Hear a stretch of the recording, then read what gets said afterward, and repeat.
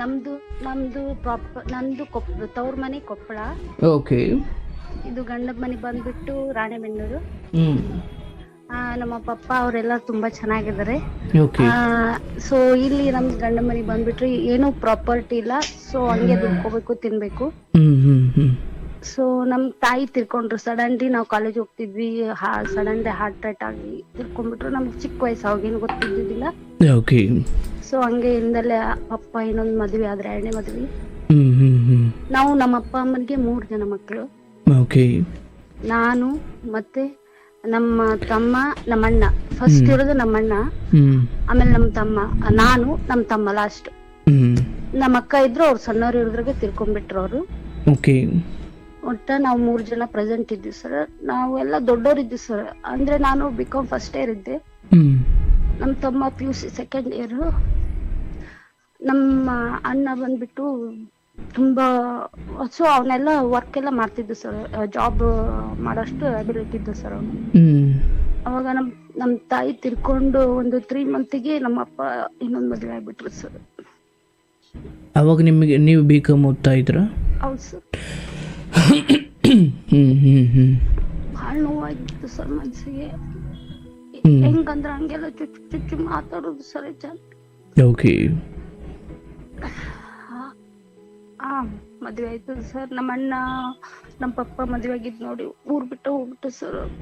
ಈಗ ಅದ್ರ ಗೊತ್ತಿಲ್ಲ ಸರ್, ಅವ್ನ ಎಲ್ಲಿದ್ರು ಮನೆಗ್ ಬರ್ಲತ್ತೀವಿ ಸರ್.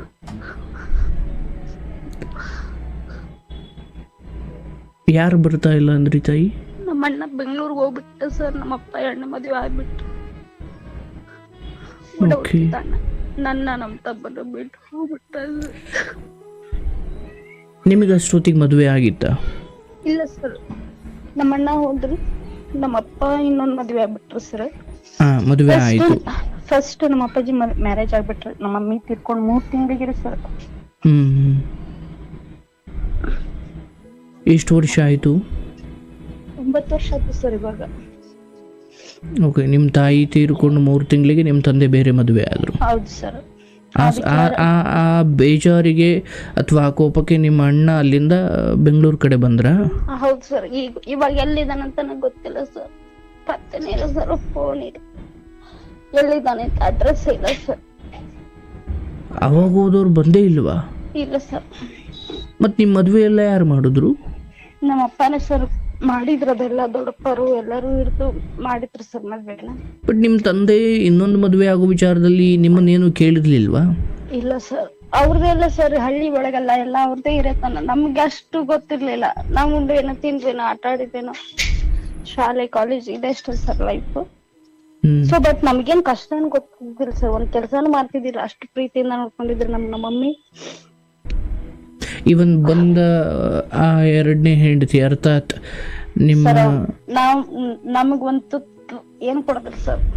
ನಮ್ದೇನ್ ಅಡಿಗೆ ನಾವ್ ಮಾಡ್ಕೋಬೇಕು ಸರ್. ಏನಮ್ಮ ನಮ್ದೇನು ಊಟ ಮಾಡ್ಕೋಬೇಕಿತ್ತು, ನಾವ ಊಟ ಮಾಡ್ಕೋಬೇಕಿತ್ತು. ಅಡ್ಗಿನ ಅವ್ರು ನಿಮಗ್ ಮಾಡಿಕ್ತಿರ್ಲಿಲ್ಲ? ಏನಿಲ್ಲ ಸರ್. ನಾವ್ ಅಪ್ಪನ್ ಕರ್ಕೊಂಡು ಅವ್ರು ಬೇರೆನೆ ಅನ್ನೋ ತರ ಇದ್ಬಿಟ್ರು, ಟ್ರೀಟ್ ಮಾಡಿದ್ರು. ಸೊ ಹಿಂಗಾದ್ರ ನನ್ ಜೀವನ ಹಾಳಾಗತ್ತ, ಹುಡ್ಗಿ ಜೀವನ ಮಲ್ತಾ ಇದ್ದು ಏನಾಗುತ್ತೋ ಗೊತ್ತಿ ಅನ್ಕೊಂಡು ಮದ್ವೆ ಮಾಡ್ಬಿಟ್ರು ಸರ್ ಎಲ್ಲಾರು ಸೇರಿ. ಅಂದ್ರೆ ಎಲ್ಲಾರು ನಮ್ ದೊಡ್ಡಪ್ಪರು ಕಾಕನವರು ಇಲ್ಲಿ ಬೇಡ ಕೊಡೋದು ಚೆನ್ನಾಗಿಲ್ಲ, ಹೊಲ ಇಲ್ಲ ಕೊಡೋದ್ ಬೇಡ ಅಂತ ಅನ್ಕೊಂಡ್ರು ಸರ್. ಅಂದ್ರು ನಾವಪ್ಪ ಇಲ್ಲ, ನಮ್ ಮದ್ವಿ ಮಾಡ್ತೀನಿ, ನಾ ಹುಡ್ಗ ಸರಿ ಇದಾನೆ ಅಂತಂದ್ ಮಾಡಿದ್ರು ಸರ್ ಮದ್ವಿನ. ಸೊ ನಮ್ಮ ಅಣ್ಣ ಒಂದಿಲ್ಲ ಸರ್, ನಾವೇನೋ ದುಡ್ಕೊಂತೀವಿ ತಿಂತೀವಿ ಸರ್. ಈಗ ನಮ್ ತಮ್ಮನ್ ಮದ್ವೆ ಐತಿ, ಫಿಕ್ಸ್ ಮಾಡಿದ್ವಿ ಸರ್. ಅವನದು ಲವ್ ಮ್ಯಾರೇಜ್. ಸೊ ಅಂದ್ರೆ ನಿಮ್ಮ ಬೆಂಗಳೂರಿಗೆ ಬಂದ ಅಣ್ಣ ಅಲ್ದೇನೆ ನಿಮ್ಗೊಬ್ರು ತಮ್ಮ ಇದ್ರು? ಹೌದು ಸರ್, ಇವಾಗ ಇದಾರೆ ತಮ್ಮ. ಓಕೆ. ಈ 2ನೇ ಹೆಂಡತಿಗೆ ಮಕ್ಳಿಲ್ವಾ? ಇದಾರೆ ಸರ್, 2 ಹೆಣ್ಮಕ್ಳು ಹುಟ್ಟಿದಾರೆ ಅವ್ರಿಗೆ. ಓಕೆ. ನೀವು 3 ಜನ, ಅವರಿಬ್ರು? ಹೌದು ಸರ್. ಆ ಮಕ್ಕಳೊಂದಿಗೆ ನಿಮ್ಮ ಸಂಬಂಧ ಹೇಗಿದೆ? ಇಲ್ಲ ಸರ್, ತುಂಬಾ ಕಾಂಪ್ಲಿಕೇಶನ್ ಸರ್. ನಮಗ್ ನಾವೇ ಸರ್, ನಮ್ ತಮ್ಮಗ ಅಪವಾದನೆ ಓರ್ಸಿ ಬೇರೆ ರೂಮ್ ಬಂದ್ಬಿಟ್ನ ಸರ್. ಅವ್ನ ಮನೆ ಬಿಟ್ಟು ನಾವು ಒಪ್ಪನ ಹೊರಗೆ ಹಾಕ್ಬಿಟ್ರು ಸರ್. ಏನ್ ಆಪಾದನೆ ಸರ್? ಅವನು ಹೇಳಕ್ಕಾಗ್ತಿಲ್ಲ ಸರ್ ನಮ್ಗೆ. ಇರ್ಲಿ ತಾಯಿ, ಸಮಾಧಾನ ಮಾಡ್ಕೊಳವ. ಈಗ ನೀನು ಮನಸ್ಸು ಬಿಚ್ಚಿ ಮಾತಾಡಿದ್ರೇನೆ ಆ ಭಾರ ಎಳೆದು ಹೋಗೋದು. ಅದೇನೇ ಇರಲಿ ತಾಯಿ, ಒಬ್ಬ ಅಣ್ಣ ತಮ್ಮ ಅಂದುಕೊಂಡು ಹೇಳವ. ಸರ್ ಅವನ್ಗೆ ಇಲ್ಲಿ ಸಲದ ಸಂಬಂಧ ಸರ್ ನಮ್ ತಮ್ಮ ಹೆಂಗ್ ಗೊತ್ತು ಸರ್, ಕಣ್ ಮಂದಿ ಹುಡ್ಗಿ ಪ್ರೀತಿಸ್ತಾನ ಅಂದ್ರ ಅವ್ ಹುಡ್ಗಿನ್ ಟಚ್ ಕೂಡ ಮಾಡದಲ್ರಿ, ಅಷ್ಟು ಇದನ್ನದಲ್ರಿ ಅವನು. ಹಂಗಿರೋನ್ಗೆ ಹಂಗ್ ಮಾಡ್ತಾನ ಹಿಂಗ್ ಮಾಡ್ತಾನ ಅಂತಂದ್ ಹಳ್ಳಿ ಒಳಗ್ರಿ ಓದಿಲ್ಲ ಬಿಟ್ಟಿಲ್ಲ, ಸಂಬಂಧ ಕಟ್ಟಿ ಹೊರಗ್ ಹಾಕ್ಬಿಟ್ರಿ. ಹೊರಗೆ ಹಾಕುದ್ರು ಅಂದ್ರೆ ಮನೆಯಿಂದ ಹೊರಗಡೆ? ಹೌದು ಸರ್. ನಮ್ಮ ಎಲ್ಗೋದ ಆಮೇಲೆ ಆತ?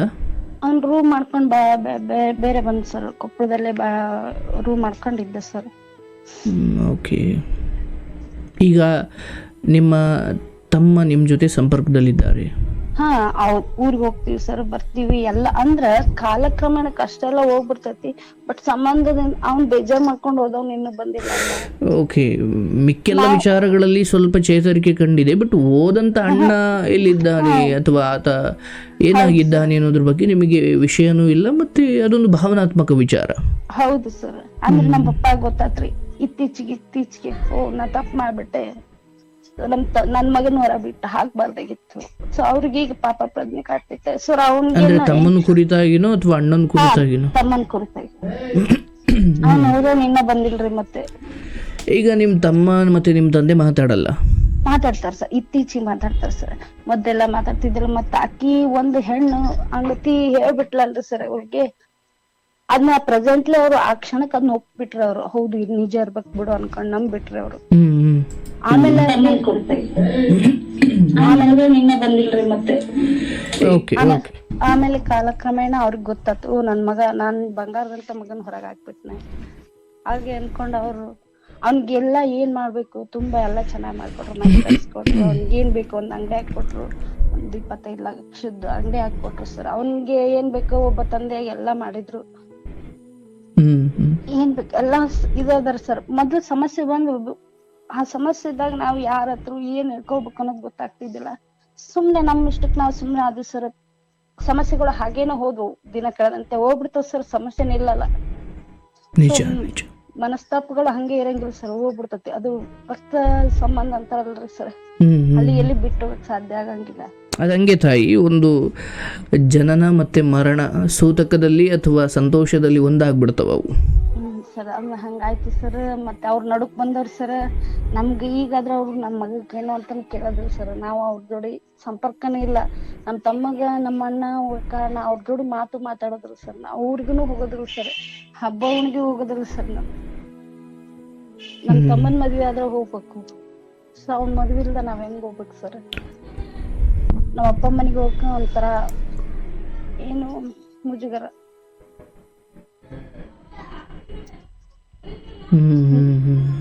ಈಗ ನಮ್ಮ ಅಣ್ಣ ಬಂದ್ಬಿಟ್ರೆ ಅಷ್ಟೇ ಸಾಕು ಸರ್, ದುಡ್ಕೊಂತೀವಿ ತಿಂತೀವಿ ಸರ್. ನಮ್ಮ ಅಣ್ಣ ಬಂದ್ರೆ ತುಂಬಾ ಖುಷಿ ಆಗುತ್ತೆ. ನಿಮ್ಮ ಅಣ್ಣಂಗೆ ಎಷ್ಟು ವರ್ಷ ತಾಯಿ ಆಗಿರ್ಬೋದು ಸರ್? ಅವಾಗೆ ಬಂದ್ಬಿಟ್ಟು ನನ್ಕಿನ್ನ 2 ವರ್ಷ ದೊಡ್ಡವನ್ ಸರ್ ಅವನು. ಈಗ 30 ವರ್ಷ ಇರ್ಬೇಕು ಸರ್ ಅವನಿಗೆ. 4 ವರ್ಷ ದೊಡ್ಡವನ್ ನನ್ಕಿನ್ನ. ಅಂದ್ರೆ ಸ್ವಲ್ಪ ಪ್ರಬುದ್ಧ ವ್ಯಕ್ತಿನ ಅಥವಾ? ಹೌದು ಸರ್, ತುಂಬಾ ಪ್ರಬುದ್ಧ ವ್ಯಕ್ತಿ ಸರ್ ಅವನು. ಬಟ್ ಅವ್ರು ಬೆಂಗಳೂರಿಗೆ ಹೋದ್ರ ಅಥವಾ ಬೇರೆ ಕಡೆ ಹೋದ್ರು ಸರ್? ಎಲ್ಲಿ ಹೋದ್ರ ಅಂತ ಗೊತ್ತಿಲ್ಲ ಸರ್. ಹೋಗೋದಂತ ಬೆಂಗಳೂರಿಗೆ ಅಂತ ಹೋದ್ರು, ಏನಂತ ಗೊತ್ತಿಲ್ಲ. ಅವನಿಗೋಸ್ಕರ ಈ ಕಾರ್ಯಕ್ರಮ ಯಾವ್ದ್ರ ರೀತಿ ಅವ್ನ ಫ್ರೆಂಡ್ಸ್ ಆಗ್ಲಿ ಯಾರು ಕೇಳ್ತಿದ್ರ. ಏನವ ಆತನ ಹೆಸರು? ಶಿವಕುಮಾರ್ ಸರ್. ಶಿವಕುಮಾರ್. ನೀವು ಮೂಲತಃ ಎಲ್ಲಿಯವರು? ನಾವು ಕೊಪ್ಪಳದವ್ರು ಸರ್. ಅರ್ಥಾತ್ ಕೊಪ್ಪಳ ನಗರನೇನು ಅಥವಾ ಅಲ್ಲಿ ಹಳ್ಳಿ? ಕೊಪ್ಪಳ ಜಿಲ್ಲೆ ಓಜನಹಳ್ಳಿ ತಾಲೂಕು. ಓಜನಹಳ್ಳಿ. ಹ್ಞೂ ಸರ್, ಕೊಪ್ಪಳ ಜಿಲ್ಲಾ ಕೊಪ್ಪಳ ತಾಲೂಕು ಸರ್. ಓಕೆ. ಕೊಪ್ಪಳ ಜಿಲ್ಲಾ ಕೊಪ್ಪಳ. ಬಟ್ ಅವರ ಜೊತೆ ಓದ್ದವರು, ಯಾಕಂದ್ರೆ ಈಗ ನೋಡವ, ಏನೇ ಮನೆ ಬಿಟ್ಟು ಹೋದ್ರು ಕೂಡ ಕಾಂಟ್ಯಾಕ್ಟ್ ಬಿಟ್ಟು ಹೋಗಿದ್ದಾನೆ ಸರ್. ನಾವೆಲ್ಲ ಅವ್ನು ಹೋಗಿ ಸ್ವಲ್ಪ ದಿನಕ್ಕೆಲ್ಲ ವಿಚಾರ ಮಾಡಿದೆ ಅವ್ರ ಫ್ರೆಂಡ್ಸ್ಗೆ ಎಲ್ಲರಿಗೂ. ಸೊ ಅವ್ರೇನು ಇಲ್ಲ ನಮ್ ಕಾಂಟ್ಯಾಕ್ಟ್ ಅಂತ ಹೇಳ್ತಾರೆ ಸರ್. ನಮ್ ಕಷ್ಟ ನೋಡಿ ಎಲ್ಲರೂ ಹೇಳಿದ್ರು ಸರ್. ಇಲ್ಲ ನಾವು ಬಂದ್ರೆ ನಿಮ್ಗೆ ತಿಳಿಸ್ತೀವಿ ಅಂತಂದು ಹೇಳಿದ್ರು ಸರ್ ಅವ್ರ ಫ್ರೆಂಡ್ಸ್. ಸೊ ಅಷ್ಟೇ ಸರ್. ಮುಂದ್ ಬಿಟ್ಟು ಅವ್ನ ಕೊರ್ಕೊಂತ ಕುಂತ್ರ ಜೀವನ ನಡೆಯಲ್ಲ ಅನ್ಕೊಂಡೆ ಅನ್ನೋದು ಸರ್. ಮನಸ್ಸಿನ ಕೊರಗಂಗ ಇರ್ತದ ಸರ್. ಸತ್ಯ ತಾಯಿ. ಈಗ ಏನಂದ್ರೆ ಆತನಿಗೆ ಒಬ್ಬ ತಂಗಿಯಾಗಿ ಯೋಚನೆ ಮಾಡೋದು ಒಂದು ಕಡೆ ಆದರೆ, ಈಗ ನೀನು ಇನ್ನೊಂದು ಮನೆಯ ಸೊಸೆ, ಇನ್ನೊಂದು ಮನೆಯನ್ನು ಬೆಳಗ್ಲಿಕ್ಕೆ ಹೋಗಿರ್ತಕ್ಕಂಥವಳು, ನಿನ್ನ ಅಂತರಂಗದಲ್ಲಿ ತವರು ಮನೆಯ ಅಣ್ಣನ ವಿಚಾರವಾಗಿ ಹೆಚ್ಚು ದುಃಖ ತುಂಬಿಕೊಂಡ್ರೆ ನೀನಿರೋ ಮನೆ ಕತ್ಲೆ ಆಗುತ್ತಲ್ಲವ. ಹೌದು ಸರ್, ಹಂಗೆ ಅನ್ಕೊಂಡು ಜೀವನ ಸಾಗೋದು ಸರ್. ನನಗರ್ಥ ಆಗುತ್ತೆ. ಕರುಳ ಬಂದ್ಲಿ ಆ ಬಂಧನವನ್ನು ಅಥವಾ ಸಂಬಂಧ ಅಥವಾ ಬಾಲ್ಯದ ನೆನಪುಗಳು ಅಷ್ಟು ಬೇಗ ಹೋಗುವುದಿಲ್ಲ. ಆದರೆ ನಾನು ಹೇಳ್ತೀನಿ ತಾಯಿ, ಮುಂದಿನ 6 ಅಥವಾ 4 ವರ್ಷದ ಒಳಗಡೆ ನೀನು ಏನನ್ನು ಉತ್ಕಟವಾಗಿ ನಿನ್ನ ಮನಸ್ಸು ಬಯಸ್ತಾ ಇದೆಯೋ ಅದು ನಿನ್ನ ಬಳಿ ಹೇಗೆ ಗಾಳಿಗೆ ಎಲೆಗಳು ತೂರಿಕೊಂಡ ಹೋಗುವ ಹಾಗೆ ನಿನ್ನ ಬಯಕೆ ಎಂಬ ಗಾಳಿ ಆ ವ್ಯಕ್ತಿಯನ್ನು ಅವುಗಳನ್ನು ನಿಧಾನವಾಗಿ ನಿನ್ನ ಹತ್ರ ತರುತ್ತೆ. ಆದರೆ ಒಂದು ಸಲಹೆ ಏನಂದರೆ, ಆತನ ವಿಚಾರವಾಗಿ ಆತಂಕ ಬೇಡ. ಅದು ಸುಭದ್ರವಾಗಿದೆ, ಅದು ಚೆನ್ನಾಗಿದೆ. ಒಂದು ಕಾಲ ಅಂತ ಬರಬೇಕಲ್ಲವ. ಯಾಕಂದರೆ ಈಗ ನೋಡಿ,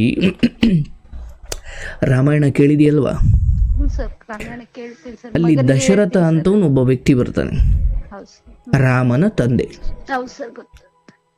ತನ್ನ ಹೆಂಡತಿಯಾದಂತಹ ಪಟ್ಟದ ರಾಣಿ ಕೌಸಲ್ಯ ಆದರೂ ಕೂಡ ಈ ಕೈಕೆ ಅಂತಕ್ಕಂಥವಳನ್ನು ಮದುವೆ ಆಗಿದ್ದ. ಆ ಕೈಕೆಗೆ ಒಮ್ಮೆ ವರ ಕೊಟ್ಟಿದ್ದ, 2 ವರ. ಅವಳು ನಾನು ಮುಂದೆ ಯಾವಾಗಾದರೂ ಕೇಳ್ತೀನಿ ಅಂತ ಆ ವರವನ್ನು ಹಂಗೇ ಇಟ್ಕೊಂಡಿದ್ಲು. ಮುಂದೆ ರಾಮನಿಗೆ ಅಯೋಧ್ಯೆಯ ಪಟ್ಟಾಭಿಷೇಕ ಮಾಡೋ ಸಮಯದಲ್ಲಿ ನನ್ನ ಮಗ ಭರತನಿಗೆ ಪಟ್ಟಾಭಿಷೇಕ ಆಗಬೇಕು, ರಾಮ ಕಾಡಿಗೆ ಹೋಗಬೇಕು ಅಂತ ರಾಮನನ್ನು ಕಾಡಿಗೆ ತಳ್ಳಿ ಈ ಭರತನಿಗೆ ಪಟ್ಟಾಭಿಷೇಕ ಮಾಡಬೇಕು ಅಂತ ಒಬ್ಬ ತಾಯಿಯಾಗಿ ಅವಳ ಬಯಕೆ ಸಹಜವಾದದ್ದೇ. ಆದರೆ ದಶರಥನಿಗೆ ಅವತ್ತು ನಾನು ಯಾಕಾದರೂ ನನ್ನ ಹೆಂಡತಿ ಅಂದರೆ ಕೈಕೆಗೆ ವರ ಕೊಡ್ತೀನಿ, ಯಾಕಂದರೆ ಹೆಂಡತಿಯನ್ನು ಅಥವಾ ಅವತ್ತು ಅವಳನ್ನು ಮೆಚ್ಚಿಸೋದಕ್ಕೆ, ಅವಳನ್ನು ಪಡ್ಕೊಳ್ಳೋದಕ್ಕೆ, ಅವಳನ್ನು ಸಂತೋಷಪಡಿಸ್ಲಿಕ್ಕೆ ಕೊಟ್ಟ ವರ ಮುಂದೆ ನನ್ನ ಮಗನಿಗೆ ಶಾಪ ಆಗುತ್ತೆ ಅಂತ ಆತ ಊಹೆ ಕೂಡ ಮಾಡಿರಲಿಲ್ಲ. ಇವತ್ತು ನಿನ್ನ ತಂದೆ ಬದುಕು ಹಂಗೆ ಬಂದು ನಿಂತಿದೆ, ಹೌದಲ್ಲವಾ? ಮುಂದೆ ನನ್ನ ಮಗನ ಬದುಕನ್ನೇ ಅದು ಕಿತ್ಕೊಳ್ಳುತ್ತೆ ಅನ್ನೋ ಚಿಕ್ಕ ಅಂದರೆ ನಿನ್ನ ತಂದೆಯ ಮೋಹದ ಒಂದು ನಿರ್ಧಾರ ಇಲ್ಲಿಗೆ ತಂದು ನಿಲ್ಲಿಸಿದೆ. ಈಗ ನಿನ್ನ ತಂದೆ ಮದುವೆ ಆಗಿದ್ರ ಬಗ್ಗೆ ನಾನು ಆಕ್ಷೇಪ ಹೇಳ್ತಾ ಇಲ್ಲ, ಬಟ್ ಏನಾದರೂ ಆಗೋಕ್ಕಿಂತ ಮುಂಚೆ 4 ಜನರನ್ನು ಒಪ್ಪಿಸೋದು ಭಾಳ ಮುಖ್ಯ ಅಲ್ವನವ? 4 ಜನರನ್ನು ಬಿಟ್ಬಿಡು, ಹೆತ್ತು ಮಕ್ಕಳು, ತಾಯಿ ತೀರ್ ಹೋಗಿದ್ದಾಳೆ, ನೋಡ್ರಪ್ಪ ಹಿಂಗೆ ಮದುವೆ ವಿಚಾರ ಇದೆ. ಏನವ ನಿಮ್ಮನ್ನ ನೋಡ್ಕೊಳಕ್ ಬೇಕಲ್ಲ ಅನ್ಕೊಂಡು ಹೇಳಿ. ಸರಿ ಆಯಿತು. ಈಗ ನಿನ್ನ ಅಣ್ಣನ ವಿಚಾರವಾಗಿ ಯಾಕಿನ್ನೂ 4-5 ವರ್ಷ ಅಂದರೆ ನಿನ್ನ ತಂದೆ ಅನುಭವಿಸಬೇಕಾದ ಒಂದಷ್ಟು ಕರ್ಮಗಳು ಇನ್ನೂ ಇದ್ದಾವೆ. ಆತ ಈಗ ಬಂದುಬಿಟ್ರೆ ನಿನ್ನ ತಂದೆಯ ಪಾಪಕ್ಕೆ ಶಿಕ್ಷೆನೇ ಇಲ್ವಲ್ಲವ? ದಶರಥ ಹೇಗೆ ಸತ್ತ ಅಂದರೆ, ನನ್ನ ಮಗ ರಾಮನ ವನವಾಸ, ಈ ದುಃಖದ ಕಷ್ಟದ ಬದುಕಿಗೆ ನಾನೇ ಕಾರಣ ಆಗ್ಬಿಟ್ನಲ್ಲ ಅಂತ ನರಳಿ ಸತ್ತ. ಅಂದರೆ ಭಾಳ ಹಿಂದೆ ಶ್ರವಣಕುಮಾರನ ಕತೆ ಕೇಳಿದೆಯಲ್ವಾ? ಶ್ರವಣಕುಮಾರ ಆ ವಯಸ್ಸಾದ ತಂದೆ ತಾಯಿಗಳನ್ನು ಅಲ್ಲಿ ಇಟ್ಟು ಅವರು ನೀರು ತಗೊಂಡು ಬಾ ಅಂತ ಹೇಳಿದ್ರು ಅಂತ ಹೋಗಿ ನೀರನ್ನು, ಆ ಜಳವನ್ನು ಅಲುಗಾಡಿಸಿ ಶುದ್ಧ ನೀರನ್ನು ಎತ್ತಿಕೊಳ್ಳುವ ಸಮಯದಲ್ಲಿ ಆ ಜಳದ ನೀರು ಜುಳು ಅಂತ ಶಬ್ದ ಆಯ್ತಲ್ಲ, ಅದು ಯಾವುದು ಪ್ರಾಣಿ ಇರಬೇಕು ಅಂದುಕೊಂಡು ಈ ಬೇಟೆಯಾಡುವ ಹುಚ್ಚಿದ್ದ ಈ ದಶರಥ ಯಾವುದು ಪ್ರಾಣಿ ಇದೆ ಅಂದುಕೊಂಡು ಆ ಕಡೆ ಬಾಣ ಬಿಟ್ಟ. ಅಲ್ಲಿ ಶ್ರವಣಕುಮಾರ ಸತ್ತ. ಈ ವಯಸ್ಸಾದ ತಂದೆ ತಾಯಿಗಳ ಶಾಪ. ನಿನ್ನ ಮುಪ್ಪಿನ ಕಾಲದಲ್ಲೂ ನೀನು ಕೂಡ ನಿನ್ನ ಮಕ್ಕಳ ಪ್ರೀತಿಗೋಸ್ಕರ ಒದ್ದಾಡಿ ಸಾಯುವ ಪರಿಸ್ಥಿತಿಗೆ ನೀನು ಬರ್ತೀಯ ಅಂತ ಶಾಪ ಕೊಟ್ಟರು. ಈಗ ನಿನ್ನ ತಂದೆ ಕತೆ ಹಂಗೆ ಆಗಿದೆಯಲ್ಲ. ಬಹುಶಃ ಮಗನ ಬಗ್ಗೆ ಆತನಿಗೆ ಉತ್ಕಟ ಪ್ರೇಮ ಇಲ್ಲದೆ ಇರ್ಬೋದು, ಆದರೆ 2ನೇ ಹೆಂಡತಿ ಅಥವಾ ಈಗ ಏನು ನಿರ್ಧಾರ ತಗೊಂಡಿದ್ದಾರಲ್ಲವ, ನಾನು ಹೇಳ್ತೀನಿ ಈ ವಿಚಾರ ಶಾಪ ಅಂದುಕೊಳ್ಬೇಡ. ನಿನ್ನ ತಂದೆ ಏನು ನಿರ್ಧಾರ ತಗೊಂಡ್ರು ಅವತ್ತು ಅದು ಆತನ ವೃದ್ಧಾಪ್ಯದ ಕಾಲದಲ್ಲಿ ನರಕವನ್ನು ತೋರಿಸುತ್ತೆ. ಸರ್ ಅವ್ರು ಮಾತಿಗೊಂಬಂತಿದ್ರು, ನೀವೇನು ಹೋಗ್ಬಿಡ್ತೀರಿ, ನನ್ನ ನೋಡ್ಕೊಂಡವ್ರು ಬೇಕಲ್ಲ ಎಂತ ಅಂದ್ರೆ ವಯಸ್ಸಾದ್ಮೇಲೆ ಅವ್ರು ನೋಡ್ಕೊಂಡವ್ರು ಬೇಕಲ್ಲ ಸರ್, ಒಬ್ರು ಸಂಗಾತಿ ವೃದ್ಧಾಪ್ಯ. ಈಗ ಅದನ್ನೇ ಹೇಳ್ತಾ ಇದ್ದೀನವ, ಯಾವ ವಾಹನವನ್ನು ನಾವು ನಮ್ಮ ಉಪಯೋಗಕ್ಕೆ ತೆಗೆದುಕೊಂಡು ಅದೇ ವಾಹನದಿಂದ ಆಕ್ಸಿಡೆಂಟಲ್ಲಿ ಸತ್ತವರು ಎಷ್ಟು ಜನ ಇದ್ದಾರೆ, ಹೌದಲ್ಲ? ಯಾವ ಮದುವೆಯನ್ನು ವೃದ್ಧಾಪ್ಯದ ವೃದ್ಧಾಪ್ಯದ ಕಾಲಕ್ಕೆ ಯಾರಾಗುವುದು? ಒಮ್ಮೆ ಯೋಚನೆ ಮಾಡು. ಮಕ್ಕಳ ಸಂಸ್ಕಾರಯುತವಾಗಿ ಗೌರವಾನ್ವಿತವಾಗಿ ಬೆಳೆಸಿದ ಮಕ್ಕಳಾಗ್ತಾರೆ ಹೊರತು ಈ ಹೆಂಡತಿಗೂ ತಂದೆಗೂ ಇಬ್ಬರಿಗೂ ವಯಸ್ಸಾದ ಕಾಲದಲ್ಲಿ ಒಬ್ರಿಗೊಬ್ರು ಸಹಾಯ ಮಾಡ್ಕೊಳ್ಳೋದು ಒಂದು ಹಂತದವರೆಗೂ. ಆ ನಂತರ ಇಬ್ಬರಿಗೂ ಯಾರೋ ಬೇಕಲ್ಲ, ಹೌದಲ್ಲ? ವಯಸ್ಸಾದ ಕಾಲಕ್ಕೆ ಇರಲಿ ಅಂದ್ಕೊಂಡು ಅದು ಪರಿಹಾರ ಆಗಲಿಕ್ಕಿಲ್ಲ. ಮಕ್ಕಳಿಗೆ ಸಂಸ್ಕಾರ ಕೊಟ್ಟು ವಯಸ್ಸಿಗೆ ಬಂದ ಮಕ್ಕಳನ್ನು ಇಟ್ಕೊಂಡು ನಾನು ಇನ್ನೊಂದು ಮದುವೆ ಅಂತ ಹೋದಾಗ ಅದು ಮಕ್ಕಳಿಗೆ ಗೊತ್ತಿಲ್ಲದ ಅಥವಾ ಮಕ್ಕಳಿಗೆ ಗೊತ್ತಿಲ್ಲದೆ ಯಾಮಾರಿಸಿ, ಇಲ್ಲ ನಿನ್ನ ತಂದೆ ಯಾವ ಮದುವೆಯನ್ನು ನಾನು ತೆಗೆದುಕೊಂಡ ಒಳ್ಳೆ ನಿರ್ಧಾರ ಅಂದ್ಕೊಂಡಿದ್ದಾರೋ ಏನೋ ಗೊತ್ತಿಲ್ಲ, ಬಟ್ ಆ ನಿರ್ಧಾರ ತುಂಬ ದೊಡ್ಡ ಆಘಾತವನ್ನು ನೀಡುವ ಸಮಯ ಭವಿಷ್ಯದಲ್ಲಿ ಕಾದಿದೆ. ಆದರೆ ನಿನಗೆ ಹೇಳೋದು ತಾಯಿ, ನಿನ್ನ ಅಣ್ಣ ಮತ್ತು ನಿನ್ನ ತಮ್ಮನ ವಿಚಾರವಾಗಿ ಮತ್ತು ನಿನ್ನ ತಂದೆಯ ವಿಚಾರವಾಗಿಯೂ ಅಷ್ಟೇ, ನಿನಗೆ ಅಂತ ಒಂದು ಮಿತಿ ಇದೆ. ಹೌದು ಸರ್. ನಾನು ಇಲ್ಲಿ ತುಂಬ ಸಾರಿ ಕಾರ್ಯಕ್ರಮದಲ್ಲಿ ನೋಡ್ಬಿಟ್ಟಿನಿ, ತವರು ಮನೆಯನ್ನು ಯಾವುದೋ ಒಂದು ವಿಚಾರದಲ್ಲಿ ತುಂಬ ಕಾಪಾಡ್ಲಿಕ್ಕೆ ಹೋಗಿ ಗಂಡನ ಮನೆಯಿಂದ ಸ್ಥಾನ ಕಳ್ಕೊಂಡಿರೋರು ನೋಡಿದ್ದೀನಿ. ಇಲ್ಲ ಸರ್, ಆ ಥರ ಏನಿಲ್ಲ ಸರ್. ಅಪ್ಪ ನಾನು ಅಂದಿನಿ ಸರ್ ಒಂದೆರಡು ಸರಿ, ನನ್ನೇನಿಲ್ಲ ಕೊಟ್ಟಿ ಏನಿಲ್ಲ ಆಸ್ತಿ ಇಲ್ದ ಮನೆ ಕೊಟ್ರಿ ತುಂಬಾ ಚೆನ್ನಾಗಿದಾರೆ ಸರ್ ಊರಲ್ಲಿ. ನಾನು ಇಲ್ಲಿ ತುಂಬ ಅವರು ಒಂದು ಇದೈತ್ ಸರ್, ಅವ್ರ ರೆಪ್ಯುಟೇಷನ್ ಬಂತು, ಏನೋ ಸರ್ ಆಸ್ತಿ ಬಂತು, ಎಲ್ಲ ತುಂಬಾ ಚೆನ್ನಾಗಿದಾರೆ ಸರ್. ಸರ್ ಇಲ್ಲಿ ಬಂದ್ಬಿಟ್ಟು ಒಂದು ಪ್ಲಾಟ್ ಇಲ್ಲ ಸರ್, ಏನಿಲ್ಲ, ದುಡ್ಕೋಬೇಕು ತಿನ್ಬೇಕು ಸರ್ ಅಂತ. ಯಾರು? ನಾವು ಸರ್ ಇಲ್ಲಿ. ಅವ್ರು ತುಂಬಾ ಚೆನ್ನಾಗಿದ್ದಾರೆ ಸರ್. ಯಾರು ತುಂಬಾ ಚೆನ್ನಾಗಿದ್ದಾರೆ?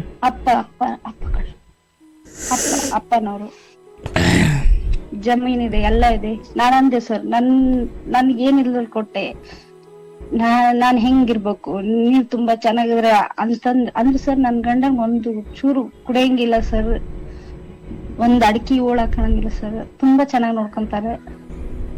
ಸೊ ಒಂದ್ಸರಿ ಬೇಜಾರಾಗಿದ್ರೆ ತುಂಬಾ ರಮಿಸ್ತಾರೆ ಸರ್ ಅವರು. ಆದ್ರೆ ಗಂಡನ ಬಗ್ಗೆ ಹಂಗಿಲ್ಲ ಸರ್ ಜೀವನ ಮುಂದಿನ ಭವಿಷ್ಯಕ್ಕಂತ ಬೇಕಲ್ಲ ಸರ್. ಅನ್ಕೊಂಡು ನನ್ ಮಗನ ಜೀವನಕ್ಕೆ ಏನ್ ಮಾಡಿದಪ್ಪ ಅಂತ ಕೇಳಿದಾಗ ಅವರು ಸ್ವಲ್ಪ ಇದು ಕೊಟ್ರ ಸರ್, ಹೊಲಗಳು ಪ್ಲಾಟ್ ಮಾಡ್ತಾರ ಸರ್. ನಮಗೆ ಕೊರತೆ ಏನು ಕಡಿಮೆ ಮಾಡಿಲ್ಲ ಸರ್. ಅಪ್ಪ ನಮ್ಗೆ ನಮ್ ತಮ್ಮಗಾತು ನನಗಾತು ಸರ್ ಹಿಂಗ್ ಮಾಡ್ಬಿಟ್ರು. ನಮ್ಮ ಅಣ್ಣ ನಮ್ಮಿಂದ ದೂರ ಆಗ್ಬಿಟ್ಟು ನೋಡಿ ಸರ್. ಅದ್ ಏನ್ ಕೊಟ್ರು ಹತ್ರ ಇರ್ಲಿ ತಾಯಿ. ನೋಡುವ, ಈಗ ನೀನು ಗಂಡನ ಮನೆಯಲ್ಲಿ ಇದ್ದುಕೊಂಡು ಒಂದು ಸೊಸೆಯಾಗಿ ಯೋಚನೆ ಮಾಡಿದಾಗ ಮಗಳು ಮತ್ತು ಸೊಸೆ ಅಂತ ತಗೊಂಡ್ರೆ ನಿನ್ನ ಸಿಂಹ ಪಾಲು ಸೊಸೆಯಾಗಿ ಯೋಚನೆ ಮಾಡಬೇಕು. ಅರ್ಥ ಆಯ್ತಲ್ವ? ಮತ್ತು ಬದುಕಿನಲ್ಲಿ ಎಲ್ಲವೂ ಚೆನ್ನಾಗಿಲ್ದಂಗೆ ಆಗ್ಲಿಕ್ಕೆ ತುಂಬ ಸಮಯ ಏನು ಬೇಕಾಗಿಲ್ಲ. ನಾಳೆ ಬೆಳಿಗ್ಗೆ ನೀವೇನೂ ಇಲ್ದಂಗೆ ಆಗ್ಬೋದು. ಮೈ ಮರಿಬೇಡ. ಯಾರು ಏನೂ ಕೊಟ್ಟಿಲ್ಲ, ನಿನ್ನ ತಂದೆ ಏನೋ ಕೊಡಲಿಕ್ಕೆ ಏನು ದಾನ ಕೊಟ್ಟಿಲ್ಲ, ಅವ್ರವ್ರ ಕರ್ತವ್ಯ ಅವ್ರವ್ರು ಮಾಡಿದ್ದಾರೆ.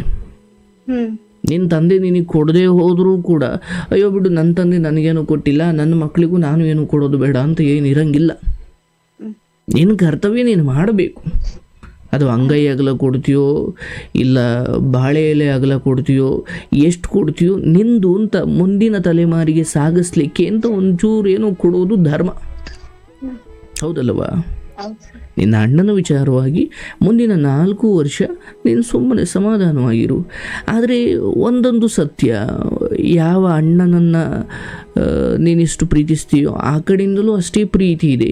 ಬಟ್ ಯಾವುದೋ ಪರಿಸ್ಥಿತಿಗಳು, ಯಾವುದೋ ಒಂದಷ್ಟು ವಿಚಾರಗಳು ಅವರನ್ನು ಬಂಧಿಸಿದ್ದಾವೆ. ಬಿಡಿಸ್ಕೊಂಡು ಬರಲಿ ಸ್ವಲ್ಪ ಸಮಯ ಆಗುತ್ತೆ.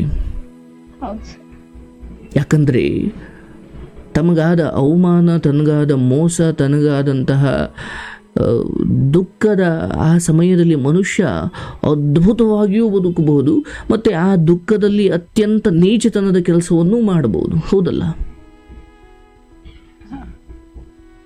ಹಾಗೆ ನಿನ್ನ ಅಣ್ಣನಿಗೆ ಆದ ಆ ನೋವು ಆತನಿಂದ ಯಾವುದೋ ಒಂದು ತಪ್ಪು ಮಾಡಿಸಿದೆ. ಅವನು ಒಂದು ಇರುವಿ ಸಾಯಿಸಕ್ಕೂ ಹಿಂದ ಮುಂದೆ ನೋಡ್ತಾನೆ ಸರ್. ನೀನು ನಿನ್ನ ಜೊತೆ ಬೆಳೆದ ಅಣ್ಣನ ಬಗ್ಗೆ ಮಾತಾಡ್ತಿದ್ದೀಯ. ನಾನು ಸೃಷ್ಟಿಯಲ್ಲಿ ಸಹಜವಾಗಿ ಒಬ್ಬ ವ್ಯಕ್ತಿಗೆ ನೋವಾದಾಗ, ದುಃಖವಾದಾಗ ಅವನು ಹೇಗೆ ನೀನು ನನ್ನ ಬಳಿ ಹೇಳ್ಕೊಂಡಾಗ ನಿನಗೆ ಹಗುರವಾಗುತ್ತೋ ಆತನಿಗೂ ಯಾವುದೋ ಒಂದು ರೀತಿಯಲ್ಲಿ ಹಗುರ ಮಾಡ್ಕೊಳ್ಳಿಕ್ಕೆ ಹೋಗಿ ಎಡವಿದ್ದಾನೆ. ಇರಲಿ, ನಿನಗೆ ಆ ವಿಚಾರವನ್ನು ಯಾಕೆ ಹೇಳಿದೆ ಅಂದರೆ, ಯಾವುದೇ ರೀತಿಯಲ್ಲೂ ದೇಹ ನಾಶವಾಗಿಲ್ಲ, ಸತ್ತಿಲ್ಲ. ತುಂಬಾ ಖುಷಿ ಆಯ್ತು ಸರ್ ಇಂಥ ವಿಚಾರಕ್ಕೆ.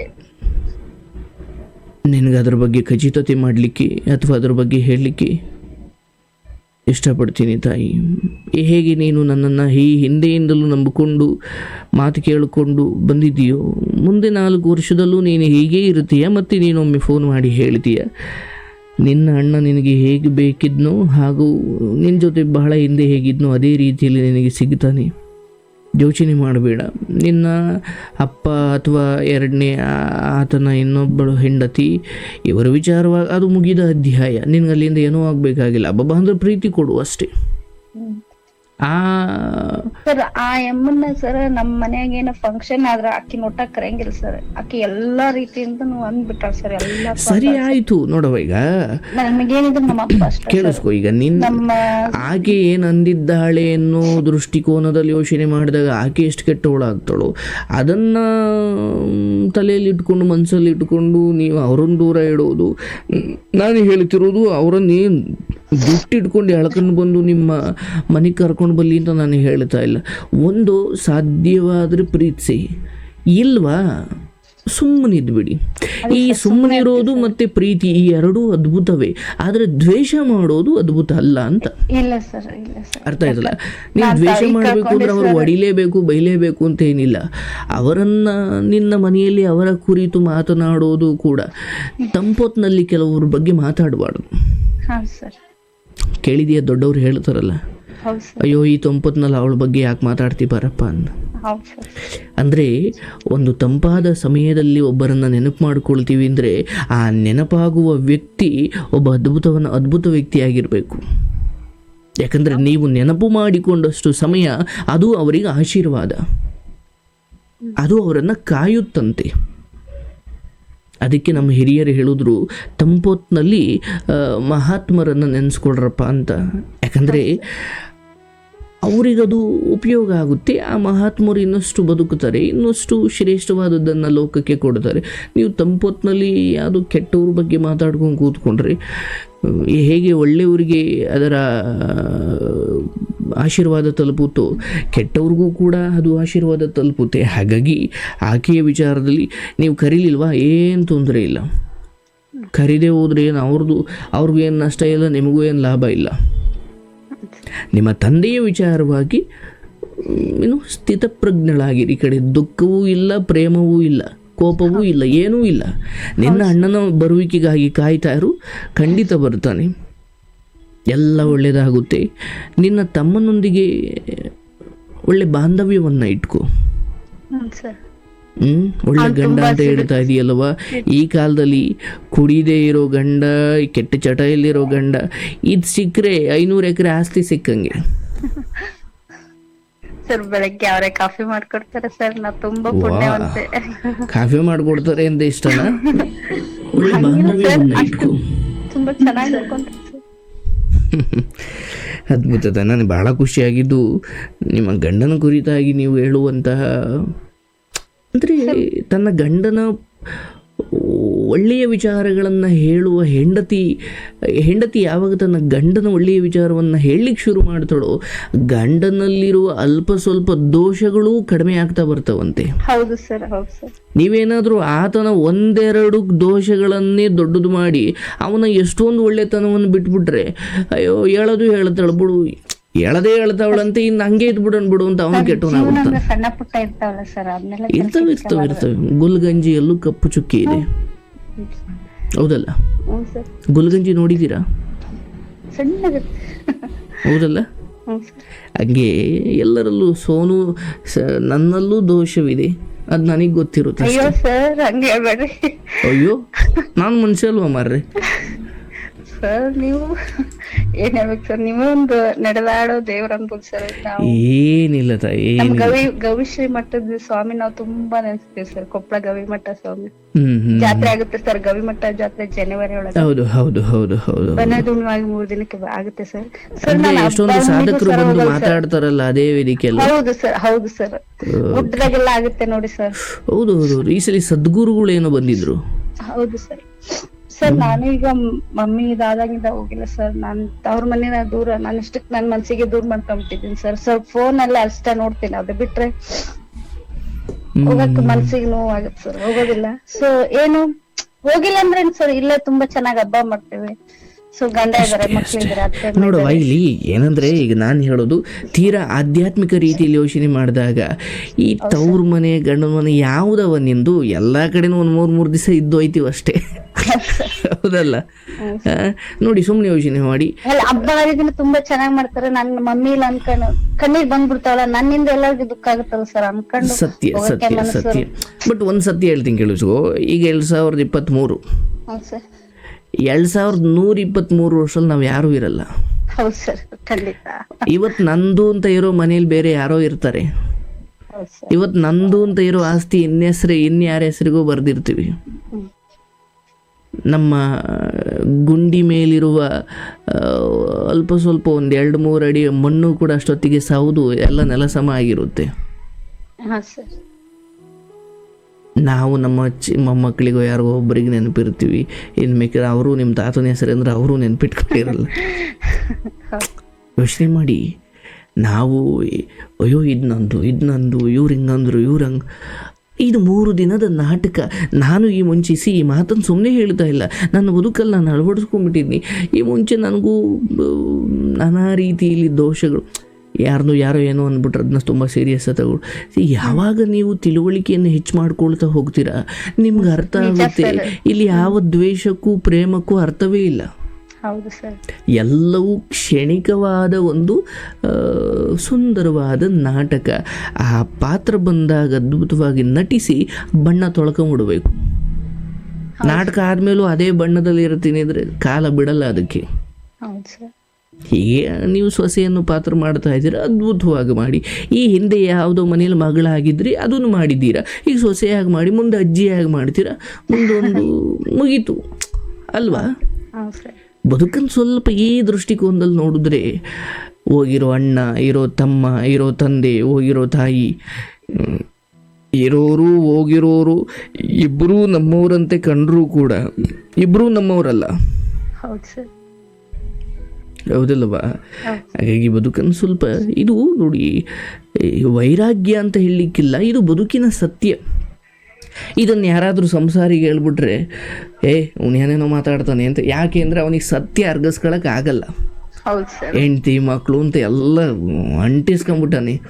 ಈಗ ಇದನ್ನು ಹೇಳಿದ್ರೆ ಅವನಿಗೆ ಒಪ್ಕೊಳೋಕ್ಕಾಗಲ್ಲ. ಹಾಗಾಗಿ ನೋಡಿ, ಅದಕ್ಕೆ ಹೇಳ್ತಾರೆ, ಒಮ್ಮೆ ಸುಳ್ಳು ಸತ್ಯವನ್ನು ಕೇಳ್ತಂತೆ. ನೋಡಿ, ನನ್ನನ್ನು ಬೇಗ ನಂಬ್ತಾರೆ, ಸತ್ಯ ನಿನ್ನನ್ನು ಯಾಕಪ್ಪ ನಂಬಲ್ಲ ಜನ. ಹೌದು ಸರ್, ಇದು ನಿಜ ಸರ್.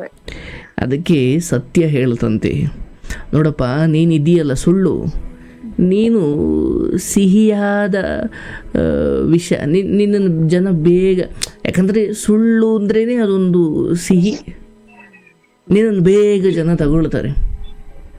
ಆದರೆ ನಾನು ಕಹಿಯಾದ ಸತ್ಯ. ಸುಳ್ಳು ಅನ್ನೋದು ಸಿಹಿಯಾದ ಸುಳ್ಳು, ಸತ್ಯ ಅನ್ನೋದು ಕಹಿಯಾದ ಅಮೃತ. ಈಗೇನಾಗ್ಬಿಡುತ್ತೆ, ನಾವು ಈ ಅಣ್ಣನ ವಿಚಾರವಾಗಿ, ಅಪ್ಪನ ವಿಚಾರವಾಗಿ, ಈ ಎಲ್ಲ ವಿಚಾರದಲ್ಲಿ ಗೊಂದಲದ ಗೂಡು ಮಾಡ್ಕೊಂಡು ನಾಳೆನೇ ನಿನಗೇನೋ ಆಯಿತು ಅಂದ್ಕೋ, ಈ ಎಲ್ಲ ರಾತ್ರಿಯಲ್ಲಿ ಏನು ಕ್ಯಾಲ್ಕುಲೇಷನ್ ಹಾಕಿದಲ್ಲ ಅದಕ್ಕೆ ಅರ್ಥನೇ ಇರಲ್ಲ. ನಿನ್ನ ಜೀವನವನ್ನು ನೀನು ತುಂಬ ಸಂತೋಷವಾಗಿ ಬದುಕು, ಒಬ್ಬ ಸೊಸೆಯಾಗಿ, ಒಬ್ಬ ತಾಯಿಯಾಗಿ ಗೆಲ್ಲುವ ಸಮಯ. ಇನ್ನೂ ಮಗಳಾಗಿ ಯೋಚನೆ ಮಾಡಿದ್ರೆ ತುಂಬ ವಿಚಾರದಲ್ಲಿ ನಷ್ಟ ಅನುಭವಿಸ್ತೀವಿ. ಇರಲಿ ತಾಯಿ, ನಿನ್ನ ಅಣ್ಣನ ವಿಚಾರವಾಗಿ ನಿಮಗಿರುವ ದುಃಖ ಅಥವಾ ಅದ್ರ ಬಗ್ಗೆ ಇರುವ ಮಮಕಾರ ಅದು ಸಹಜವಾದುದೇ. ಒಬ್ಬ ತಂಗಿಯಾಗಿ, ಅವ್ರ ಜೊತೆ ಬೆಳೆದವರಾಗಿ. ಆದರೆ ಕಾಲವೇ ದೂರ ಮಾಡಿದೆ, ಕಾಲವೇ ಮತ್ತೆ ಹತ್ರಕ್ಕೆ ತಗೊಂಡು ಬರುತ್ತೆ. ಅಲ್ಲಿವರೆಗೂ ಕಾಯಬೇಕಷ್ಟೆ. ಧೈರ್ಯವಾಗಿರಿ, ಎಲ್ಲ ಒಳ್ಳೆಯದಾಗುತ್ತೆ. ನಾನು ಹೇಳ್ತಾ ಇದ್ದೀನಿ, ಆತ ಜೀವಂತವಾಗಿದ್ದಾರೆ, ಮತ್ತು ನಿಮ್ಮ ಕಡೆ ಬರಲಿಕ್ಕೆ ಒಂದಷ್ಟು ತೊಡಕುಗಳಿದ್ದಾವೆ. ಎಲ್ಲ ಸರಿ ಹೋಗುವ ದಿನ ಬೇಗ ಬರುತ್ತೆ. ನೀವು ಆರೋಗ್ಯವಾಗಿದ್ದರೆ ನೀವು ಅದನ್ನು ನೋಡ್ತೀರ. ನೀವೇ ಕೋರ್ಗಿ ಸರ್ ನಿಜವಾಗ್ಲೂ ಮೊದ್ಲು ತುಂಬಾ ಯೋಚನೆ ಮಾಡ್ತಿದ್ದೆ ಸರ್, ಹೆಂಗ ಬೆಳಗ್ಗೆ ಎದ್ದು ಬೆಳಗ್ಗೆ ಯಾಕಾಗತ್ತಪ್ಪ ಅಂತಿದ್ದೆ ಸರ್. ಸರ್ ಆಮೇಲೆ ನಿಮ್ ವಿಡಿಯೋಸ್ ಎಲ್ಲ ಸಿಕ್ತು ಸರ್, ನಾನು ವಿಡಿಯೋಸ್ ಎಲ್ಲ ಬೇಜಾರಾದಾಗ ವಿಡಿಯೋಸ್ ಎಲ್ಲ ನೋಡ್ತಿದ್ದೆ. ಸೊ ನಾನ್ ಹಿಂಗಿದ್ರೆ ಸರಿ ಹೋಗಲ್ಲ ಅನ್ಕೊಂಡು ನಾನಿಷ್ಟಕ್ ನಾನೇ ಏನೋ ಅವನು ಬರೆಯೋದಾಗ್ಲಿ ಓದೋದಾಗ್ಲಿ ಅದು ಸ್ವಲ್ಪ ಇದನ್ನೇ ಮಾಡಿದೆ ಸರ್. ಸರ್ ಹಿಂಗ್ ಮನೆ ಕುಂತ್ರ 4 ಗೋಡೆ ಮಧ್ಯೆ ಇದ್ರೆ ಏನ್ ಆಗಲ್ಲ ಅನ್ಕೊಂಡು ರಾಟಿ ಕಲ್ತೆ ಸರ್. ಓದಿದೀನಿ, ಜಾಬ್ ಮಾಡ್ಬೇಕಂತ ಏನಿಲ್ಲಲ್ಲ ಸರ್.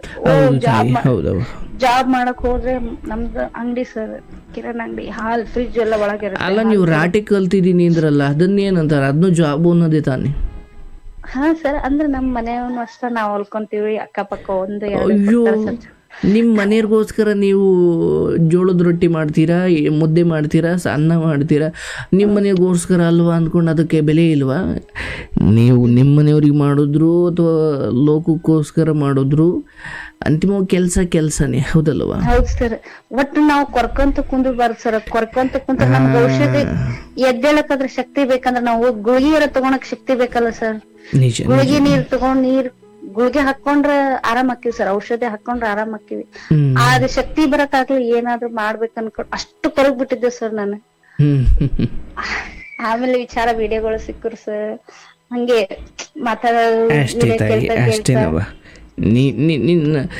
ನಿನ್ನ ಶಿಕ್ಷಣಕ್ಕಿಂತ ನಿನ್ನ ಅರಿವು ಬಹಳ ಶ್ರೇಷ್ಠವಾಗಿದೆ.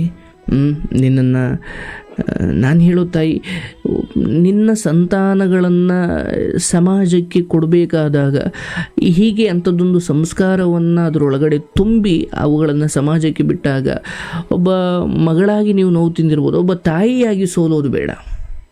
ನಿಜ ಸರ್, ನಿಜ ಸರ್. ಹೌದಲ್ಲ? ಹಾಗಾಗಿ ನಿಮ್ಮ ತಂದೆ ತಾಯಿ ನಿಮ್ಗೆ ಏನನ್ನು ಕೊಟ್ಟರು ಅಥವಾ ಏನೇನು ಕೊಡಲಿಲ್ಲ, ಏನೇನು ಒಳ್ಳೆಯದು ಏನೇನು ಕೆಟ್ಟದ್ದು, ಅವರಿಂದ ಅವರು ಮಾಡಿರೋ ತಪ್ಪನ್ನು ನೀವು ಮಾಡಬೇಡಿ, ಮತ್ತು ಅವರು ಮಾಡಿರೋ ಒಳ್ಳೆಯದನ್ನು ನೀವು ನಿಮ್ಮ ಮಕ್ಕಳಿಗೆ ಮಾಡಿ, ಅಷ್ಟೇ. ಎಲ್ಲ ಒಳ್ಳೆಯದಾಗುತ್ತೆ. ನಾವು ನಿಮ್ಮ ಜೊತೆ ಇದ್ದೀವಿ. ಇನ್ನೊಂದು ನಮ್ಮ ಅಣ್ಣ ಎಲ್ಲೇ ಇದ್ರು ಪ್ಲೀಸ್ ನೋಡ್ತಿದ್ರು, ಬಾ ಅಣ್ಣ ಎಲ್ಲಿದ್ರು ಬಾ ಅಣ್ಣ, ಶಿವಣ್ಣ ನಿಮ್ಗೋಸ್ಕರ ಕಾಯ್ತಿರ್ತೀವಣ್ಣ. ದೇಹಕ್ಕಷ್ಟ ವಯಸ್ಸಾಗಿರ್ಬೋದು, ಮನಸ್ಸು ನೀನೇ ಬೇಕನ್ಸುತ್ತಣ್ಣ.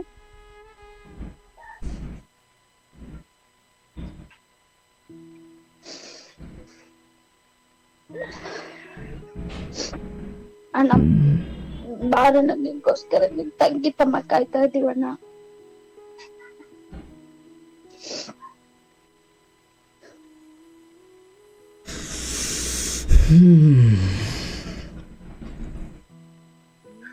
ಈಶ್ವರ,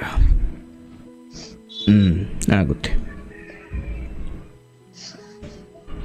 ಯೋಚನೆ ಮಾಡಬೇಡ ತಾಯಿ, ಬರ್ತಾರೆ, ಖಂಡಿತ ಬರ್ತಾರೆ. ಆದರೆ ಒಬ್ಬ ತಂಗಿಯಾಗಿ ವರ್ಷಾನುಗಟ್ಟಲೆ ಸಮಯ ಆದಾಗಲೂ ಕೂಡ ನಿಮ್ಮಲ್ಲಿ ಅದೇ ಅಣ್ಣನ ಕುರಿತಾಗ ಅದೇ ಉತ್ಕಟವಾದ ಪ್ರೇಮ ಇದೆ. ಅದು ಗ್ರೇಟ್. ಇವತ್ತು ಆಸ್ತಿ ಅಂತಸ್ತಿನ ವಿಚಾರವಾಗಿ ಅಣ್ಣ ತಂಗಿ, ಅಣ್ಣ ತಮ್ಮ, ಅಕ್ಕ ತಂಗಿ ಬಾಂಧವ್ಯಗಳ ಬೆಲೆನೇ ಸತ್ತು ಹೋಗ್ತಿರೋ ಈ ಸಮಯದಲ್ಲಿ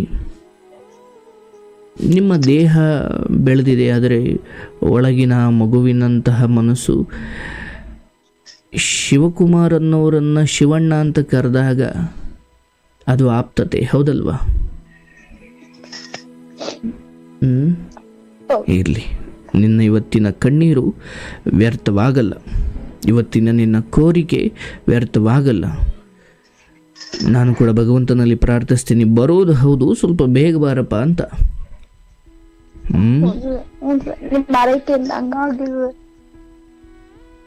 ಏನಮ್ಮ? ನಿಮ್ಮ ಆರೈಕೆಯಿಂದ ಹಂಗೆ ಆಗ್ಲಿ ಸರ್.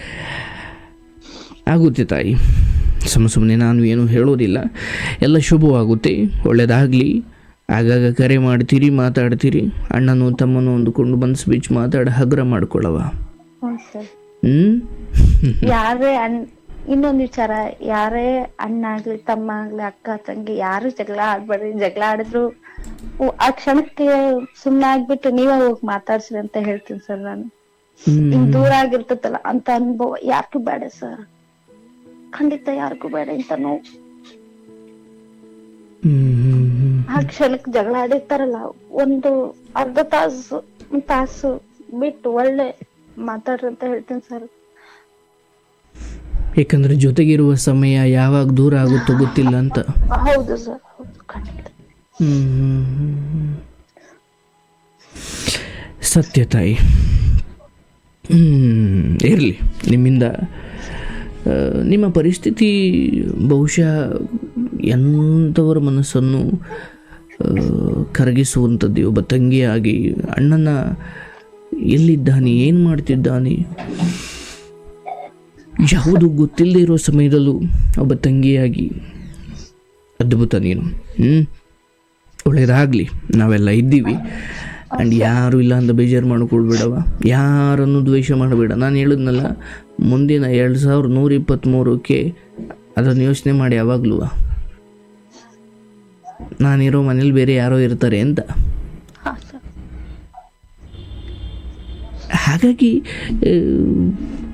ಸ್ವಲ್ಪ ಈ ವಯಸ್ಸೇ ಅಂಥದ್ದು. ಎಲ್ಲರ ಜೊತೆಗಿರಲಿ, ಎಲ್ಲರೂ ಚೆನ್ನಾಗಿರಲಿ, ಅಥವಾ ನಾನು ಚೆನ್ನಾಗಿರಬೇಕು, ಎಲ್ಲರೂ ನಮ್ಮವರೇ, ಇಂಥ ಭಾವನೆಗಳು ಬರೋ ವಯಸ್ಸಿದೆಲ್ಲ. ಈಗ 99-80 ಆಗಿರೋ ವಯಸ್ಸು ಹಾಲೇ ಆಹಾರ ತಿಂತಾ ಇಲ್ಲ, ಬರೀ ಹಾಲು ಕುಡಿದು ಜೀವನ ಮಾಡ್ತಿದ್ದಾರೆ. ಇನ್ನೇನು ಆಗಲೋ ಈಗಲೋ ಹೋಗೋ ಜೀವ ಅಂದಾಗ ಅವ್ರನ್ನ ಒಮ್ಮೆ ಹೋಗಿ ಕೇಳು, ನಿಮಗಿನ್ನೂ ಬದುಕೋ ಆಸೆ ಇದೆಯಾ ಅಂದರೆ, ಇಲ್ಲ ನನ್ನನ್ನು ಬೇಗ ಕರ್ಕೊಂಡ್ರೆ ಸಾಕು ಅಂದರೆ ಹೋಗ್ಲಿಕ್ಕೂ ತಯಾರಾಗುವಂತಹ ಮನಸ್ಥಿತಿಯನ್ನು ಈ ಸೃಷ್ಟಿನೇ ನಮಗೆ ಕಡೆಗಾಲದಲ್ಲಿ ಕೊಡುತ್ತಂತೆ. ಈಗ ತುಂಬ ವಯಸ್ಸಾಗಿ ಹೆಂಗಾಗಿರೋರನ್ನ ನೀನೀಗ ಸಾಯ್ತೀಯನಪ್ಪ ಅಂದರೆ, ಸಾಯ್ತೀನಿ ಅಂತ ಹೊರಡ್ತಾನೆ, ಇಲ್ಲ ನಾನು ಬದುಕಬೇಕು ಅಂತಾನೆ. ಬದುಕುವ ಹುಮ್ಮಸ್ಸನ್ನು ಇದೇ ಪ್ರಕೃತಿ ಕೊಡುತ್ತೆ. ಮತ್ತು 99-80-100 ಆ ಸಮಯಕ್ಕೆ ಬಂದಾಗ, ಇಲ್ಲಪ್ಪ ನನ್ನ ಭಗವಂತ ಕರ್ಕೊಂಡ್ಬಿಡ್ಲಿ, ನಂದೆಲ್ಲ ಮುಗೀತು ಕಂಡ್ರಪ್ಪ ಅಂದರೆ, ಆ ವ್ಯಕ್ತಿ 20-30 ವಯಸ್ಸಲ್ಲಿದ್ದಾಗ ಬದುಕಬೇಕು ಅಂದವನು 90-95 ಬಂದು ದೇಹ ಇನ್ನೇನು ಕೂತ್ಕೊಳ್ಳೋಕ್ಕಾಗ್ತಿಲ್ಲ, ಎದ್ದೇಳೋಕ್ಕಾಗ್ತಿಲ್ಲ, ನಡೆಯೋಕ್ಕಾಗ್ತಿಲ್ಲ, ಉಸಿರಾಡ್ಲಿಕ್ಕೂ ಆಗ್ತಿಲ್ಲ ಅಂದಾಗ ಕರ್ಕೊಂಬಿಟ್ರೆ ಸಾಕು ಅಂದರೆ ಹೋಗ್ಲಿಕ್ಕೂ ತಯಾರಾಗುವ ಮನಸ್ಸನ್ನು ಇದೇ ಪ್ರಕೃತಿ ಕೊಡುತ್ತೆ ಅಂತ. ಹಾಗಾಗಿ ಓದೋರು, ಹೊಸ್ದಾಗಿ ಬರೋರು, ಇದು ಯಾವುದು ನಮ್ಮ ಕೈಲಿಲ್ಲ. ನಮ್ಮ ಕೈಲಿರೋದೇನು, ಪಕ್ಕದಲ್ಲಿರೋರ ಜೊತೆ ಚೆನ್ನಾಗಿರೋದು ಅಥವಾ ದ್ವೇಷದಿಂದ ಇರೋದು, ಇವೆರಡೇ ನಮ್ಮ ಕೈಲಿರೋದು. ಹೌದಲ್ಲ? ದೂರದಲ್ಲಿರೋ ಅಣ್ಣಂಗೆ ಕಾಯ್ಕೊಂಡು ಪಕ್ಕದಲ್ಲಿರೋ ಗಂಡನಿಗೆ ಬೇಜಾರು ಮಾಡ್ಬೋದು. ಸುಮ್ಮನೆ ಉದಾಹರಣೆಗೆ ಹೇಳಿದ್ದು. ದೂರದಲ್ಲಿರೋ ಯಾರನ್ನೋ ಫೇಸ್ಬುಕ್ ಫ್ರೆಂಡ್ಗೆ ಸಮಯ ಕೊಟ್ಟುಕೊಂಡು ಮನೆಯಲ್ಲೇ ನಮಗೆ ಅನ್ನ ಬೇಯಿಸಾಕೋ ತಾಯಿಯನ್ನು ಮಾತಾಡಿಸ್ದೇ ಇರ್ಬೋದು. ಯಾವುದು ದೂರದಲ್ಲಿದೆಯೋ ಅದಕ್ಕೆ 100ರಲ್ಲಿ 10 ಭಾಗ ಸಮಯ ಕೊಡಿ. ಆದರೆ ಯಾವುದು ಹತ್ರ ಇದೆಯೋ ಅದು ಮಾತ್ರ ನಿಮ್ಮದು.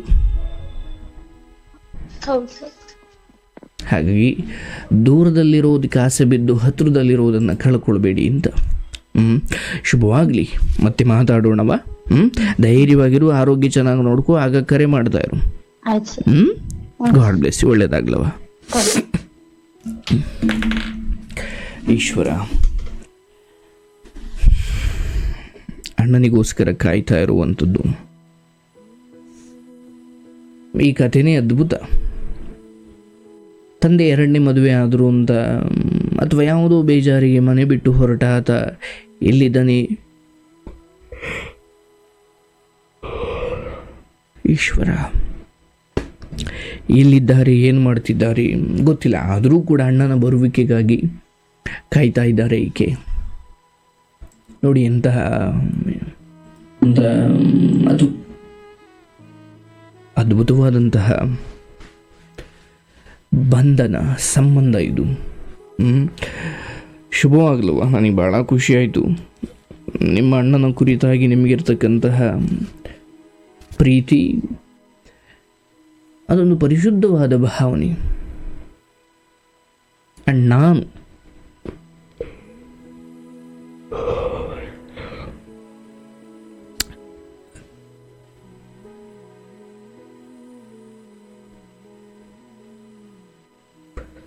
ಈಶ್ವರ, ನಾನು ಕೇಳ್ಕೊಳ್ತೀನಿ, ಶಿವಕುಮಾರ್ ಅವರೇ, ಎಲ್ಲಿದ್ದರೂ ಕೂಡ ನಿಮ್ಮ ತಂಗಿಯ ಈ ಕರೆಗೆ ಹೋಗೊಟ್ಟು, ಹೇಗೆ ದ್ರೌಪದಿ ಕೃಷ್ಣನನ್ನು ಕರೆದಾಗ ದ್ರೌಪದಿಯ ಕರೆಗೆ ಹೋಗೊಟ್ಟು ಕೃಷ್ಣ ಬಂದನು, ಹಾಗೆ ನಿನ್ನ ತಂಗಿಯ ಈ ಕರೆಗೆ ಹೋಗೊಟ್ಟು ಮುಂದಿನ ನನ್ನ ಅರಿವಿನಿಂದ 4-5 ವರ್ಷ ಅಂತೀನಿ, ಆದಷ್ಟು ಬೇಗ ಈಶ್ವರ ನಿಮ್ಮ ತಂಗಿಯನ್ನು ಕಾಣಿ. ಇದು ನನ್ನ ಪ್ರೀತಿಯ ಕೋರಿಕೆ. ಆ್ಯಂಡ್ ಭಾಳ ಒಳ್ಳೆ ಪಾಯಿಂಟ್ ಹೇಳಿದ್ರು ಅವರು. ಅಣ್ಣ ತಂಗಿ ಯಾರು ಜಗಳ ಆಡ್ಕೊಳ್ಬೇಡಿ, ಹೊಡೆದಾಡ್ಕೊಳ್ಬೇಡಿ. ನೋಡಿ, ಈಗ ಅಣ್ಣ ಪಕ್ಕದಲ್ಲಿದ್ದಾಗ ಇವರು ಎಷ್ಟು ಸಾರಿ ಅಣ್ಣ ನೀನಂದರೆ ನನಗಿಷ್ಟ ಅಂತ ಹೇಳಿದ್ರು ಇಲ್ಲವೂ ಗೊತ್ತಿಲ್ಲ, ಆದರೆ ಈಗ ಹೇಳ್ತಿದ್ದಾರೆ, ಆದರೆ ಈಗ ದೂರ ಆಗಿದ್ದಾರೆ. ಯೋಚನೆ ಮಾಡಿ. ಒಳ್ಳೆಯದಾಗಲಿ.